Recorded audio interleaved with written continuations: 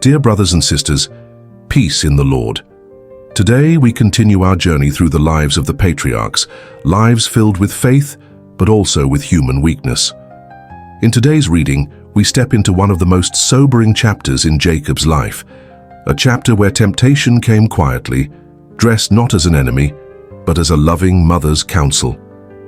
And in that moment, Jacob stopped asking the most important question, "Is this right?"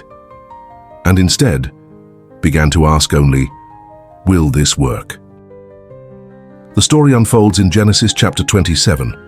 Isaac, now old and his eyesight dim, senses his days are numbered. Years have passed since that unforgettable day on Mount Moriah when he willingly laid himself on the altar as a young man. The faith of his youth was bright then, but time, comfort, and perhaps a love for simple pleasures had dulled his spiritual sharpness. Isaac calls for his elder son Esau, saying in verse 4, "Make me savory meat such as I love and bring it to me, that I may eat, that my soul may bless thee before I die." It's a simple request, but the words "such as I love" tell us something about Isaac's heart. In a moment when his thoughts should have been fixed on God's will, his mind was lingering on a plate of venison. Listening nearby is Rebekah. She knows God's prophecy, that the elder will serve the younger.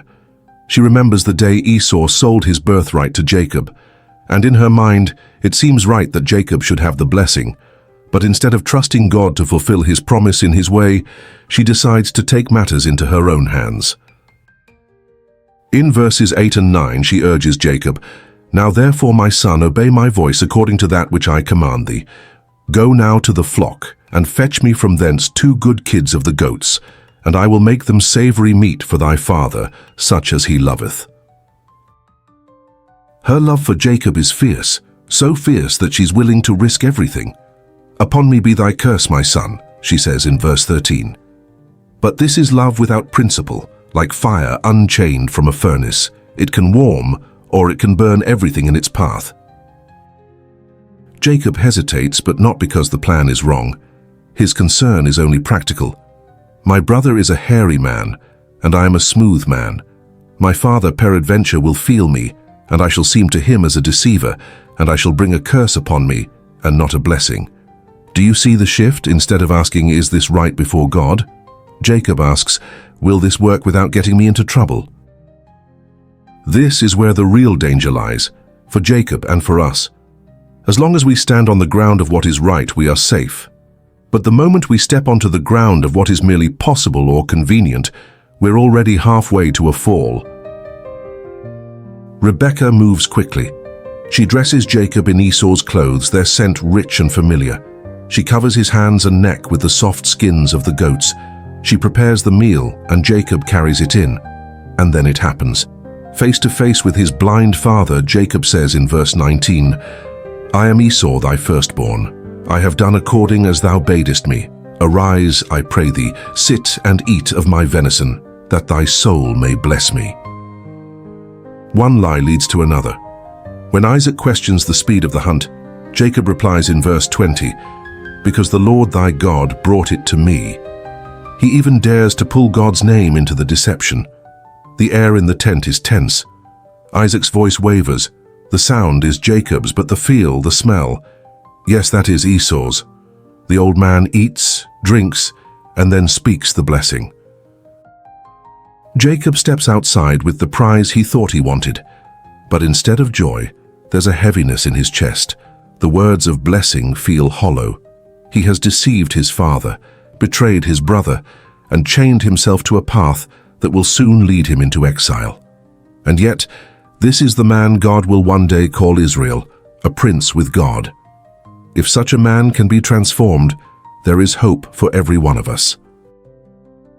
Temptation doesn't always come in the form of open evil. Sometimes it wears the face of someone we love, someone who wants the best for us.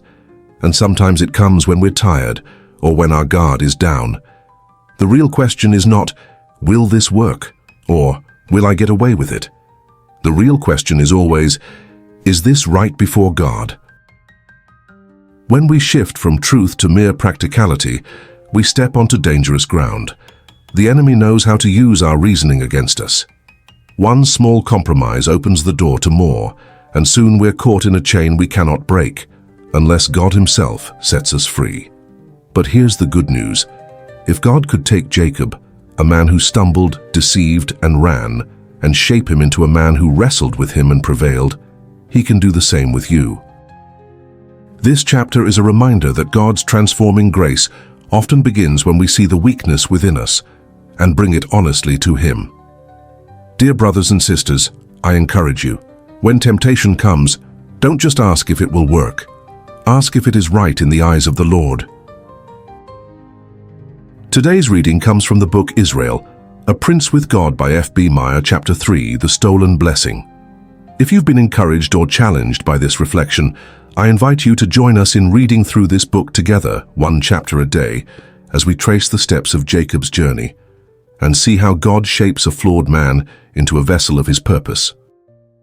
Remember to subscribe to our channel and click the notification bell so you won't miss the next chapter. Let's keep walking together in God's Word, one day at a time.